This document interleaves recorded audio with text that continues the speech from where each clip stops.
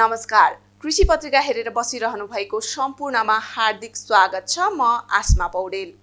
कृषिकै कुरा अनि कृषिकै चर्चा गर्नको लागि हामी फेरि पनि आइसकेका छौं।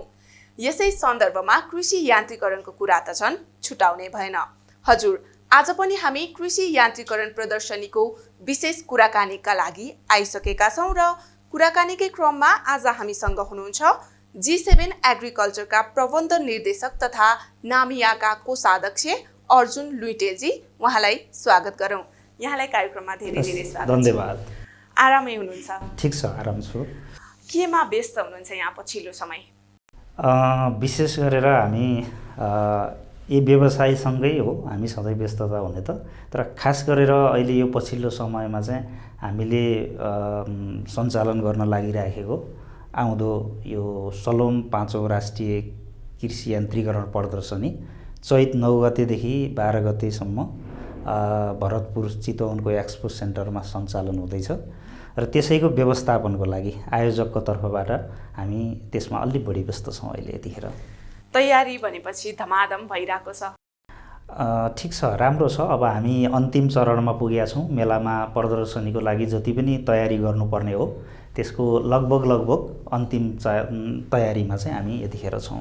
यहाँ लामो समयदेखि कृषि यान्त्रिकरणमा चाहिँ योगदान पुर्याउँदै आउनु भएको छ। जस्तै किसानहरूले चाहिँ सहज रूपमा G7 एग्रिकल्चर चाहिँ के हो भनेर बुझ्न चाहे भने यहाँले कसरी बुझाउनुहुन्छ? धन्यवाद। G7 एग्रिकल्चर किसान र कृषकको लागि प्रयोग हुने आधुनिक किसिमका प्रविधिहरू किसानको घर दैलोसम्म पुर्याउने एउटा व्यावसायिक संस्था हो र हामीले विगत 10 वर्षदेखि किसानहरूलाई अति आवश्यक आधुनिक प्रविधिमा पनि अति आवश्यक थोपा सिँचाइ प्रविधि, त्यसै गरेर ग्रिन हाउस प्रविधि हामीहरू किसानकोमा विभिन्न बालीहरू अनुकूल हामीले चाहिँ थोपा सिँचाइ इन्स्टल गर्ने, त्यस्तै गरी ग्रिन हाउसहरू जडान गर्ने र उहाँहरूलाई त्यो सम्बन्धी विभिन्न किसिमका तालिमहरू दिने, सिकाउने र उहाँहरूको प्रोडक्सन वृद्धि गर्नमा सपोर्ट गर्ने काम गर्छौँ। खास गरेर G7 एग्रिकल्चरको उद्देश्य भनेको जुन नेपालमा भर्खरै मात्रै केही वर्ष यता प्रविधिलाई चाहिँ आत्मसात गरेर कृषकहरूले आफ्नो व्यवसायलाई वृद्धि गर्न चाहिरहनु भएको छ, त्यसमा हामी पनि एउटा हस्ती बन्न चाहन्छौँ, उहाँहरूलाई सपोर्ट गर्न चाहन्छौँ। जुन हिजोका दिनमा चाहिँ हामीले विभिन्न ठाउँहरूमा बाहिर बस्दा म आफै पनि 7 वर्षभन्दा बढी इजरायलमा बसेर फर्केँ र त्यस्तै विभिन्न देशहरूमा भइरहेका नयाँ प्रविधिहरू जुन हाम्रा किसानहरूभन्दा धेरै टाढा छ, उहाँहरूले अझै पनि ती प्रविधिहरू नजिक पुग्न पाउनु भएको छैन। हाम्रो मेन उद्देश्य भनेको त्यस्ता प्रविधिहरूलाई किसानको घर दैलोसम्म पुर्याउने र उहाँहरूको व्यवसायिकलाई विस्तार गर्ने र उहाँहरूले गर्ने उत्पादनमा पनि वृद्धि गर्ने हाम्रो प्रमुख उद्देश्य हो। हजुर, जस्तै नेपालको कृषिमा चाहिँ थोपा सिँचाइ ग्रिन हाउस त इजरायली प्रविधि रह्यो हैन? यस्तो हुन्छ, कुनै पनि प्रविधि इजरायली अथवा नेपाल अरू कुनै देशको भन्ने कुरा त हुँदैन, तर कहिलेकाहीँ त्यसको इतिहाससँग जोडिएका कुराहरूले कहिलेकाहीँ यहाँको प्रविधि भन्ने कुरो उही गाउँघरको भाषामा पनि हामी पुरानो कसैको नामबाट गाउँको नाम राखे जस्तो हुन गएको मात्रै हो। थोपा सिँचाइको इजरायलमा यसको प्र्याक्टिकल्ली विगतका वर्षहरूमा उहाँहरूले धेरै ठुलो रिसर्च गरेर यसलाई सफल प्रयोगमा ल्याइसक्नु भएको हुँदा प्राय इजरायलको नाम जोडिन्छ, तर थोपा सिँचाइ प्रविधि उही नै हो। हामी इजरायलमा गरे पनि, इन्डियामा गरे पनि, नेपालमा गरे पनि, तर त्यो एउटा चाहिँ भनाइमा इजरायली प्रविधि भन्ने चलन छ, तर प्रविधि भन्ने कुरो कुनै पनि देशको हुँदैन। त्यो प्रविधि हामीले हाम्रो भौगोलिक बनावट अनुसार र हाम्रो किसानहरूले लगाउने बालीको अनुसार हामीले सिलेक्ट गर्नुपर्ने हुन्छ। त्यसले गर्दाखेरि यो सबैतिरको प्रविधि हो भन्न चाहन्छु म चाहिँ। मैले सोध्न चाहेको चाहिँ नेपालमा चाहिँ यो प्रविधि कसरी प्रयोग भइरहेको छ, यसको महत्त्वहरू चाहिँ नेपालको लागि चाहिँ खास विशेष महत्त्व चाहिँ के रहेको छ? विशेष गरेर थोपा सिँचाइ प्रविधिको सोध्न खोज्नुभयो हैन? थोपा सिँचाइ प्रविधि भनेको सिँचाइका विभिन्न प्रविधिहरू मध्येको कुनै एक प्रविधि हो। थोपा सिँचाइ, स्प्रिङ्कल, फोगर हैन, सिँचाइमा त अन्यत्र हामी कुलोदेखि लिएर विभिन्न माध्यमहरूबाट गर्न सक्छौँ, तर व्यावसायिक हिसाबले थोपा सिँचाइ प्रविधि धेरै कुरामा सर्वप्रथम त जहाँ पानीको एकदमै अभाव छ हामी यति धेरै नदीनाला हुँदाहुँदै पनि हाम्रा खेतबारीहरू टार पल्टिरहेछन्, जहाँ सिँचाइको व्यवस्था हुन सकेको छैन। नदी तलबाट बगिरहेछ, हाम्रा ठुला ठुला खेतका गरा बारीका पाटाहरू होइन, हाम्रा विभिन्न फलफुल हुने क्षेत्रहरू माथि पहाडमा छ, हामी सिँचाइ गर्न सकिरहेको छैनौँ। हामी कहाँ पर्याप्त मात्रामा पानीको व्यवस्थापन हुन सकेको छैन। सर्वप्रथम त थोपा सिँचाइले सबैभन्दा एकदमै कम पानी प्रयोग गरेर हामी धेरै जग्गामा उत्पादन लिन सक्छौँ एउटा। र अर्को कुरा भनेको चाहिँ थोपा सिँचाइ प्रयोग गरिसके पछाडि यसले उत्पादनमा पनि वृद्धि गर्छ। 30 देखि तपाईँको 40-45% प्रतिशतसम्म उत्पादनमा वृद्धि गर्छ भने अर्को कुरा चाहिँ यसले लागत खर्च पनि न्यूनीकरण गर्छ। यस्ता विभिन्न धेरै कुराहरूले गर्दा अहिले नेपालमा यो एकदमै सफल प्रविधिको रूपमा प्रयोग भइरहेछ। हामी विगतका केही वर्षदेखि हामी नेपालका धेरै ठाउँहरूमा जस्तो हिमाल तराई पहाडका विभिन्न भौगोलिक बनावटहरूमा यस थोपा सिँचाइबाट हामीले चाहिँ विभिन्न किसानहरूलाई खेती गर्नलाई उत्प्रेरित गरिरहेछौँ। जस्तो हिमाली भेगमा सोलुखुम्बु जस्तो ठाउँमा ठुल्ठुला एप्पल फार्महरूमा थोपा सिँचाइ प्रयोग भइरहेछ। त्यस्तै रामेछाप सिन्धुपाल्चोक जस्ता पहाडी जिल्लाहरूमा ठुला ठुला किवी फार्महरूमा चाहिँ यसको थोपा सिँचाइको प्रयोग गरेर जुन त्यो पुरै जङ्गलको रूपमा रहेका झाडीको रूपमा अहिले चाहिँ हाम्रा व्यावसायिक साथीहरूले थोपा सिँचाइको माध्यमबाट चाहिँ फ्रुट खेती गरिरहनु भएको छ ती ठाउँहरूमा। त्यस्तै गरेर तराईका ठुला ठुला फाँटहरूमा चाहिँ जस्तो केरा खेतीको लागि थोपा सिँचाइको प्रयोग भएको छ। आज हिजो किसानहरूले 8-10 कट्ठामा केरा खेती गर्नको लागि एकदमै गाह्रो हुन्थ्यो भने आज थोपा सिँचाइको कारणले त्यही साथीहरूले बिघौँ बिघामा 10-15-20 बिघामा थोपा सिँचाइ गरेर अहिले चाहिँ त्यो उत्पादन वृद्धि गर्नु भएको छ। त्यसले गर्दा थोपा सिँचाइको एकदमै धेरै महत्त्व छ र यसमा अझै पनि धेरै कुराहरू यसलाई प्रयोग गर्ने कुराहरू चाहिँ हामीले सिकाएर लानुपर्ने देखिन्छ। किसानहरूलाई सिकाउँदै जानुपर्छ, किनभने प्रविधि कुनै पनि प्रविधि चाहिँ आफैमा चाहिँ कमजोर हुँदैन। त्यो प्रविधिलाई प्रयोग गर्न जानिएन भने त्यसले जुन किसिमको रिजल्ट दिने हो त्यो नदिन सक्छ। त्यसलाई चाहिँ हामी निरन्तर रूपमा यो प्रविधि विस्तार गर्दाखेरि हामीले प्रविधि किसानलाई दिने मात्रै होइन कि हामीले त्यो चिजलाई कसरी चाहिँ प्रयोग गरेर किसानले धेरैभन्दा धेरै लाभ लिन सक्छ भन्ने कुरालाई नै जोड दिएर उहाँहरूलाई सिकाउँदै गराउँदै हामी अगाडि बढिरहेछौँ। यहाँले सिकाउँदै लानुपर्छ भन्ने कुरा जोडिहाल्नुभयो। जस्तै यहाँ प्रदर्शनीमा सहभागी हुँदै हुनुहुन्छ, त्यहाँ पनि यहाँहरूले आफ्नै स्टलमा सिकाउने पनि व्यवस्था मिलाउनु भएको छ कि के छ त्यो? हो खास गरेर हाम्रो यो सङ्घले विगत वर्षहरूदेखि 2070 सालदेखि यस्ता प्रदर्शनीहरू गर्दै आइरहेको छ र म सङ्घको कोषाध्यक्ष पनि भएको नाताले के भन्न चाहन्छु भने हामी सङ्घ मार्फत हाम्रो मेन उद्देश्य भनेको पनि यही नै हो। किनभने कुनै पनि प्रविधि किसानले देख्न नपाइकन, त्यसको विषयमा चाहिँ बुझ्न नपाइकन र सिक्न नपाइकन चाहिँ उसले त्यो सही तरिकाले प्रयोग गर्न सक्दैन। र त्यो सबै कुराहरू किसानलाई सिकाउने बुझाउने ठाउँ भनेको यस्तै प्रदर्शनीहरू नै हो, जसले गर्दा त्यहाँ अहिले 150 वटा भन्दा बढी किसिमका चाहिँ यन्त्र उपकरणहरू किसानहरूले त्यहाँ देख्न पाउनुहुन्छ। त्यहाँ हामी विभिन्न किसिमका भोलिन्टियर साथीहरू राख्दैछौँ। हाम्रै कम्पनी विभिन्न कम्पनीका चाहिँ त्यो प्रविधिसँग चाहिँ विज्ञ मान्छेहरू स्टलमा बस्नुहुन्छ। किसानहरूले त्यहाँबाट धेरै कुराहरू त्यो प्रविधिको विषयमा उहाँहरूले जे बुझ्न खोज्नु भएको थियो होइन, जे बुझिरहनु भएको थिएन, त्यहाँ नजिकै प्रविधिसँगै जोडिएर धेरै कुराहरू उहाँहरूले सिक्न सक्नुहुन्छ। त्यो व्यवस्था त्यसको लागि चाहिँ हामी यो प्रदर्शनी यही कारणले पनि यो प्रदर्शनी हामीले त्यसमा गरेका छौँ। त्यसले गर्दाखेरि त्यो मात्रै नभएर अब यान्त्रिकरणमा के हुन्छ भने यसमा चाहिँ धेरै टेक्निकल कुराहरू छन्, टेक्निकल स्पेसिफिकेसनहरू छन्, जुन कुरा किसानहरूले चाहिँ अहिले युट्युब हेरेको आधारमा खेतमा यस्ता प्रविधिहरू प्रयोग गरिरहनु भएको छ। त्यसरी प्रयोग गर्दाखेरि हामी सही तरिकाले प्रयोग गर्न जानेका छौँ कि जानेका छैनौँ त्यो इम्पोर्टेन्ट छ। त्यसले गर्दा हाम्रो उद्देश्य भनेको यो प्रदर्शन मार्फत हामीले किसानलाई दिएका प्रविधिहरू यो तरिकाले प्रयोग गर्नुहोस् है, यसरी प्रयोग गरेर तपाईँहरूले उत्पादन वृद्धि गर्न सक्नुहुन्छ भनेर हामीले मेन त्यो प्रदर्शनीमा पनि एउटा क्लासको रूपमा चाहिँ हामीले त्यसलाई ल्याएको छौँ। भनेपछि यहाँको प्रदर्शनीमा सहभागी हुनुको उद्देश्य नै किसान अनि कृषि क्षेत्रमा चाहिँ अलि अझै धेरै योगदान पुर्याउने हो भन्न सकिन्छ। एकदम। जस्तै यहाँ चाहिँ सहप्रायोजकको रूपमा पनि हुनुहुन्छ अब आउने एक्जिबिसनमा, त्यो रूपमा रहने मौका चाहिँ कसरी जुर्यो? स्वाभाविक रूपमा अब एउटा सामाजिक उत्तरदायित्व पनि हुन्छ। हामी धेरै किसानहरूसँग, धेरै जिल्लाका किसान साथीहरूसँग आज जोडिएर काम गरेका छौँ। उहाँहरूले हामीलाई यस्ता प्रविधिहरू भित्राउने मौका दिनुभएको छ, काम गर्ने मौका दिनुभएको छ भने हामी सामाजिक उत्तरदायित्वभित्र पनि यस्तो प्रदर्शनीहरू मार्फत किसान साथीहरूलाई हामीले दिन सक्ने नलेजको हिसाबले दिन पाउनुपर्छ र यस्ता प्रदर्शनीहरूमा चाहिँ भाग लिनुपर्छ भन्ने हिसाबले हामी आफै एकदमै स्वस्फूर्त तरिकाले आयोजकमा पनि गयौँ र स्टलमा पनि हामी त्यहाँ सहभागी छौँ। प्रदर्शनीमा चाहिँ G7 को मुख्य चाहिँ कस्तो खालको प्रविधिहरू चाहिँ देख्न सक्छौँ? खास गरेर G7 एग्रिकल्चरको प्रदर्शनीमा अहिले G7 एग्रिकल्चरले जे किसानको घर दैलोमा गएर कामहरू गरिरहेछ तिनै चिजहरूलाई डेमोको रूपमा हामीले त्यहाँ सम्पादन गर्छौँ। जस्तो हामीले चाहिँ अहिले एउटा थोपा सिँचाइ हो भने अर्को ग्रिन हाउस बनाउँछौँ, जुन ग्रिन हाउसको म्यानुफ्याक्चर पनि हामी अहिले यहीँ काठमाडौँमै गरिरहेछौँ।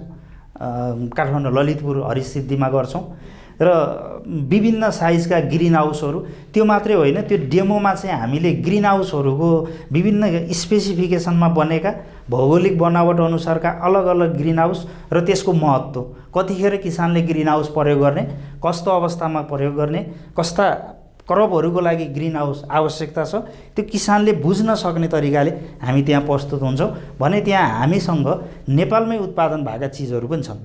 जस्तो मल्चिङ प्लास्टिक, त्यस्तै गरेर हामीसँग नेपालमै बनेका प्लास्टिकहरू छन्। यस्ता चिजहरू पनि हामी त्यहाँ किसानहरूलाई चाहिँ बुझाउँछौँ, देखाउँछौँ। सम्भव भएसम्म जति पनि किसान साथीहरू हुनुहुन्छ उहाँहरूले बुकिङ गर्न चाहनुहुन्छ भने पनि हामी त्यो व्यवस्था गर्छौँ।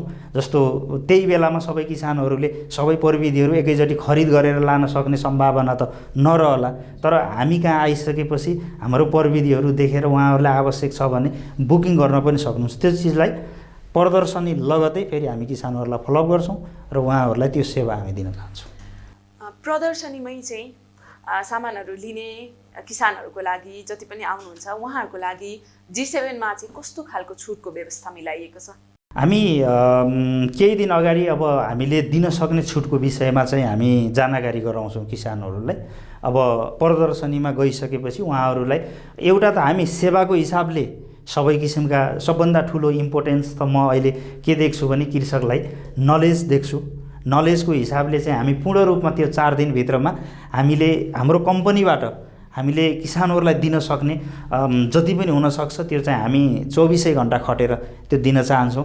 उहाँहरूलाई एउटा तालिमको रूपमा चाहिँ हामी प्रदर्शन गर्न चाहन्छौँ र त्यो बाहेक पनि किसानहरूले त्यहाँबाट खरिद गर्न चाहनुभयो भने विभिन्न आइटमहरूमा, विभिन्न प्रविधिहरूमा हामीले दिन सक्ने छुटहरूलाई चाहिँ हामी त्यो प्रदर्शनी हुनुभन्दा अगाडि हामी चाहिँ अनाउन्स गरिदिन्छौँ। त्यो आधारमा उहाँहरूले चुज गरेको प्रविधि छुटको उसमा लिन सक्नुहुन्छ। हजुर, जस्तै यहाँहरूले चाहिँ लामो समयदेखि नेपालमै उत्पादित सामानहरू पनि बिक्री वितरण गर्दै आउनुभएको छ। हजुर, योपालि अब मेलामा विशेष मेड इन नेपाल पेभिलियन पनि राखिएको छ। हजुर, त्यसको बारेमा चाहिँ यहाँको के विचार छ? हो, अब कृषि क्षेत्रमा हुन त जुनसुकै क्षेत्रमा पनि हो, जबसम्म उद्योग फस्टाउन सक्दैन हामी आफै कहाँ, तबसम्म चाहिँ हामी जहिले पनि परनिर्भर भएर यो कृषि क्षेत्रलाई चाहिँ हामी विस्तार गर्न सक्दैनौँ हैन। त्यसले के अरे पोलिसी लेभलको मान्छेहरूको र सरकारमा बस्ने अथवा कृषि विज्ञहरूको ध्यान अब कृषिमा पनि औद्योगिकरणको चाहिँ एउटा गर्नुपर्छ है भन्ने जाओस् भन्ने पनि हो हाम्रो प्रमुख उद्देश्य भनेको। हामी कहाँ धेरै बाध्यता छ, हामी चाहँदै पनि सबै किसिमका उद्योगहरू आजको आजै नेपालमा चलाएर कृषिलाई चाहिँ एकदमै रूपान्तरण गर्न सक्छौँ भन्ने चाहिँ छैन। तर सरकारले त्यो ध्यान पुर्याइदियोस्। अब सुरु हुन खोज्दैछ है, नेपाली व्यवसायहरू कृषि क्षेत्रका उद्योगहरूमा जुरमुराउन खोजिरहेछन् है। अब ध्यान पुर्याउनुपर्छ भनेर राज्यले विचार गरोस् भन्ने हाम्रो प्रमुख उद्देश्य पनि हो। यस्ता अनगिन्ती समस्याहरू छन् हैन। त्यो उद्योगी हुनको निम्ति एउटा व्यवसाय कृषक उद्योगी हुनको लागि के आवश्यक छ भन्ने कुरा चाहिँ त्यहाँ बुझ्न पनि पाइन्छ हैन। जो पोलिसी लेभलको कुरा मान्छेहरूले पनि त्यो थाहा पाउनुपर्छ, के समस्या छ, किन भएको छैन भन्ने कुराहरू पनि देख्न पाओस् र किसानले पनि गर्वसाथ अब नेपालमा पनि उत्पादन हुन थालेको छ भनेर त्यो चिजहरूलाई महसुस गर्न पाओस् भनेर हामीले चाहिँ प्रमोट गर्ने हिसाबले नेपाली पेभिलियन भनेर हामी त्यहाँ राखेका छौँ। हजुर, यहाँले चाहिँ 6 देखि 7 वर्ष अगाडिदेखि नै कृषि क्षेत्रमा चाहिँ लाग्दै आउनुभएको छ। यत्रो समय कृषि क्षेत्रमा लागेर काम गर्दै आउँदा जस्तै आफूले अझै पनि यो कुरामा चाहिँ सुधार ल्याउन बाँकी छ जस्तो लागेको केही कुरा छ? 6-7 वर्ष मात्रै होइन होला, अझै म त नेपालमै मात्रै पनि अब 10 वर्ष भइसक्यो भने लगभग 17-18 वर्ष म नितान्त कृषिमा मात्रै छु। इजरायलमा म 7 वर्ष बसेँ र नेपाल फर्किसकेपछि पनि म यही प्रविधिसँगै जोडिएर आज 16-17 वर्ष चाहिँ यो क्षेत्रमा काम गर्दाखेरि मलाई लाग्छ हुन त हिजोभन्दा आज केही पनि परिवर्तन भएको छैन, किसानको जीवनस्तर माथि उठेको छैन, राज्यले केही पनि गरेका छैन, यो चाहिँ म भन्न चाहदिनँ। यो कर्मीको रूपमा परिवर्तन भएको छ, तर हामी धेरै आशावादी पनि हुन्छौँ, छिटो परिवर्तन भइदियो हुन्थ्यो भन्ने हुन्छौँ। तर पनि कुरा के हो भने कतिपय कृषिसँग जोडिएका पोलिसीहरू चाहिँ एकदमै कृषक मैत्री हुनु जरुरी छ। कृषक मैत्री जबसम्म विभिन्न नीति नियमहरू त आइरहेको छ, तर किसान मैत्री नियम नआउँदासम्म त्यो व्यवहारिक हुँदैन। हामी धरातलबाट चाहिँ राज्यले पनि कुरा गर्ने, सबैले कुरा गर्ने, तर के छ त धरातल, कृषकको स्थिति के छ, उत्पादनको स्थिति, आयात निर्यातको स्थिति के छ, यस्ता कुरामा राज्यले ध्यान दिनुपर्ने छ। आज नेपालमा चाहिँ लगभग हामी 90% भन्दा बढी टेक्नोलोजी अथवा अरू चिजहरू विशेष गरेर प्रविधिहरू चाहिँ हामी बाहिरबाट भित्राउनु पर्ने अवस्था छ। यस्तो अवस्थामा चाहिँ हामीले चाहिँ भनौँ न 20 देखि लिएर 50% विभिन्न आइटमहरूमा चाहिँ हामी भन्सार तिर्नुपर्छ, विभिन्न भ्याट तिर्नु पर्यो, ट्याक्स तिर्नु पर्यो, जसले गर्दा किसानको त्यो पहुँचभन्दा त्यो धेरै माथि पुगेको छ, जसले गर्दा किसानले चाहेर पनि त्यस्ता प्रविधिहरू सहज रूपमा पाउन सकेका छैन। अब लोनको कुराहरू छ, यस्ता धेरै अनगिन्ती कुराहरूमा चाहिँ समराइजमा भन्नुपर्दाखेरि किसानको कृषि मैत्री नीति बन्ने गरी पोलिसी लेभलमा बस्ने मान्छेहरूको ध्यान गइदियो भने हामी जस्ता व्यवसायहरू जसले कृषिमा केही परिवर्तन ल्याउन चाहिरहेछौँ, त्यसै गरेर हामी जस्तै चाहिँ इन्टरप्रेनर साथीहरू जो कृषिमा उत्पादन मार्फत नेपालमा परिवर्तन ल्याउन चाहिरहनु भएको छ, त्यसलाई चाहिँ उहाँहरूको साथ रहन्छ हैन। यस वर्ष प्रदर्शनीमा एउटा मुख्य आकर्षणको रूपमा कृषि कर्जा मेला पनि रहेको छ। एकदमै कृषि कर्जा मेला चाहिँ किसानहरूको लागि कतिको इफेक्टिभ होला जस्तो लाग्छ यहाँलाई? हामीले त कृषि कर्जा मेला एउटा चाहिँ वरदानको रूपमा ल्याएको छौँ हैन। सायद यो एसियाकै पहिलोचोटि हुँदैछ जस्तो मलाई लाग्छ, एकिन डाटा त मलाई थाहा छैन, तर पनि एसियाकै। किनभने अहिले कस्तो छ भन्दाखेरि राज्यले पनि कृषिमा चाहिँ धेरै चिज गर्न खोजिराखेको छ, किसानले पनि त्यो चाहिरहेछ।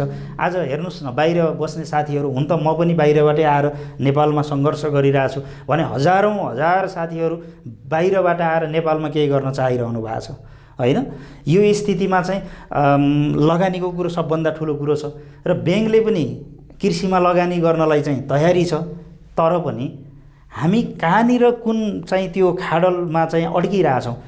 अब अहिले के छ भने किसानले लोन पाइरहेको छैन भन्ने छ, ब्याङ्क दिन तयार छ, राज्य लगानी गरिरहेछ, सब्सिडीका कुराहरू आइरहेछ, तर किन व्यवस्थापन कहीँ न कहीँ त त्यो हामी बिचमा चाहिँ मिसअन्डरस्ट्यान्डिङ छ नि त। त्यसले गर्दा हामी सङ्घको तर्फबाट हैन त्यो एउटा माध्यम बन्न चाहन्छौँ, किनभने ब्याङ्कर्स पोलिसी लेभलको जति पनि चाहिँ गभर्मेन्टका हुनुहुन्छ, त्यसै गरेर किसानले डाइरेक्ट ब्याङ्क, किन ग्याप हुनसक्छ नि त। किसानको भावना ब्याङ्कले जे सोचिरहेछ त्यो नहुन सक्छ हैन। ब्याङ्करको र किसानको बिचमा चाहिँ हामी पुल बन्न खोजेको हो। कृषकहरूले चाहिँ त्यहाँ स्पष्टसँग चाहिँ आफ्ना कुराहरू राख्न सक्नुहुन्छ। के समस्या छ त ब्याङ्कसम्म पुग्नलाई किसानहरूलाई, अथवा आउने बाटो ब्याङ्कले कसरी सहज बनाउन सक्छ त, यस्ता धेरै कुराहरू, पोलिसीका कुराहरू ब्याङ्कको विषयमा चाहिँ उहाँहरूले धेरै कुराहरू गर्नुहुन्छ। त्यो वास्तवमा हाम्रो कृषकहरूको लागि चाहिँ कृषि कर्जा मेला एउटा वरदानको रूपमा हुन्छ भन्ने मलाई लाग्छ। भनेपछि अब कृषि यान्त्रिकरण प्रदर्शनी र कृषि कर्जा मेला चाहिँ योपालि भव्य रहेर कृषि क्षेत्रमा चाहिँ अझै धेरै योगदान पुर्याउँछ भनेर चाहिँ भन्न सकिन्छ। एकदमै हाम्रो उद्देश्य पनि त्यही हो। हामी विगतदेखि नै सङ्घले जे गर्दै आएछौँ, अघिल्ला प्रदर्शनहरूबाट पनि कृषिमा प्रदर्शनबाटै धेरै कुराहरू परिवर्तन भएको थिए। अझै थप यो प्रदर्शनबाट त हामी धेरै अपेक्षा गरेका छौँ, जसले राज्यका पोलिसी लेभलहरूमा पनि घचघचाउनेछ, उहाँहरूले महसुस गर्न पाउनुहुन्छ।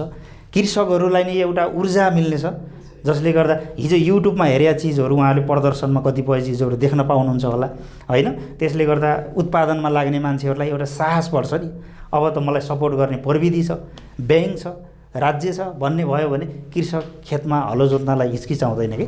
त्यो प्रदर्शनीले गर्छ, हामी गराउने कोसिस गर्छौँ, त्यसमा हामी सबैको साथ रहन्छ भन्ने हामी अपेक्षा नै गर्छौँ।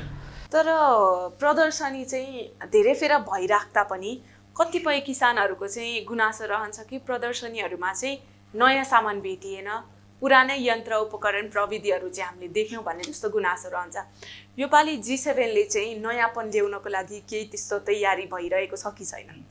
अब यसमा कृषकहरूले के बुझ्नुपर्छ भने प्रविधि हामीले खास गरेर हाम्रो किसान र हाम्रो कृषकको लागि चाहिँ हाम्रो करबको आधारमा प्रयोग गर्ने त हो नि होइन। यो वर्ष चाहिँ हामी धानको लागि अथवा अरू कुनैको लागि कुनै एउटा प्रविधि प्रयोग गर्ने, अर्को वर्ष अर्को प्रविधि प्रयोग गर्ने भन्ने त हुँदैन। त्यसलाई परिमार्जित चाहिँ हुने हो। त्योभन्दा अझै परिमार्जित भएर त्यही प्रविधि आउन सक्छ। जस्तो हिजोको ग्रिन हाउस होइन, त्यसमा पनि अहिले ग्रिन हाउसमा थप यो फेसिलिटी छ जसले उत्पादन वृद्धि गर्छ भन्ने कुराहरू आउन सक्छ, परिमार्जित चाहिँ हुन्छ।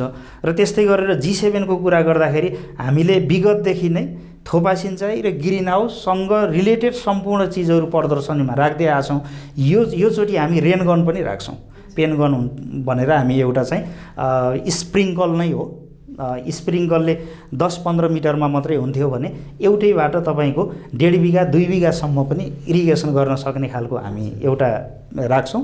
र त्योभन्दा पनि ठुलो किसानहरूले के अपेक्षा गरिदिनु पर्यो भने यिनै प्रविधिहरू प्रयोग गर्ने र यो प्रविधिको चाहिँ स्पेसिफिकेसनको विषयमा हामी त्यो मेलामा सिक्नुपर्छ, बुझ्नुपर्छ। विभिन्न कम्पनीहरूसँग उनीहरूसँग भएका कतिपय टेक्निकल कुराहरू छन्, त्यो कुराहरू हामी बुझ्नुपर्छ भन्ने हेतुले उहाँहरू आइदिनु पर्यो। त्यो इम्पोर्टेन्ट पनि छ। सधैँ उहाँहरू देशका कुना कुनाबाट यस्ता प्रविधि भएका कम्पनीहरूमा आएर बुझ्ने मौका नमिल्न सक्छ। तर यो त एउटा प्लेटफर्म हो नि त, उहाँहरूलाई 3-4 दिन छ, त्यसमा चाहिँ सबै कम्पनीहरूबाट भएका 150 भन्दा बढी प्रविधिहरूको विषयमा उहाँहरूले ज्ञान लिएर जान सक्नुभयो भने उहाँहरूले त्यसबाट उत्पादन वृद्धि गर्न सक्नुहुन्छ भन्ने मलाई लाग्छ। अब भने चाहिँ हामी कार्यक्रमको अन्तिमतर्फ आइसकेका छौँ। मैले यदि केही सोध्न छुटाएँ अथवा यहाँलाई मनमा लागेका केही कुराहरू छन् भने चाहिँ यहाँले राख्न सक्नुहुन्छ। धन्यवाद यो मौका दिनुभएकोमा। म फेरि पनि आग्रह गर्न चाहन्छु, यो वास्तवमा यो मेला भनेको हामी कृषक र कृषिसित सरोकार राख्ने सबैको लागि एउटा ठुलो चाडको रूपमा लिनुपर्छ, हामी पर्वको रूपमा लिनुपर्छ, जसले गर्दा सम्पूर्ण नेपालभरि रहनुभएका हाम्रा कृषक दाजुभाइ दिदीबहिनीहरू यो मेलामा उपस्थित भइदिनु होला भनेर म अनुरोध गर्न चाहन्छु। त्यसै गरेर जो कृषिसित सरोकार राख्दै हुनुहुन्छ र सरकारी निकायहरू, पालिका नगरपालिकादेखि लिएर प्रदेश सरकार, त्यसै गरेर सङ्घ अन्तर्गतका पनि कृषिसित सम्पूर्ण सरकारी निकायहरूले पनि किसानहरूलाई यो विषयमा जानकारी गराइदिनुहुन्छ, आउनको लागि सहज गराइदिनुहुन्छ भन्नेमा हामी अपेक्षा पनि गर्दछौँ। र हामी चितवनमा हामी सबैजनालाई वेलकम गर्नलाई तम तयार छौँ भन्न चाहन्छु। हस्, यहाँको महत्त्वपूर्ण समयको लागि धेरै धेरै धन्यवाद। धन्यवाद। यतिन्जेलसम्म हामीलाई हेरेर साथ दिनुभएकोमा यहाँहरूलाई पनि धेरै धेरै धन्यवाद व्यक्त गर्दै बिदा माग्दछौँ। नमस्कार।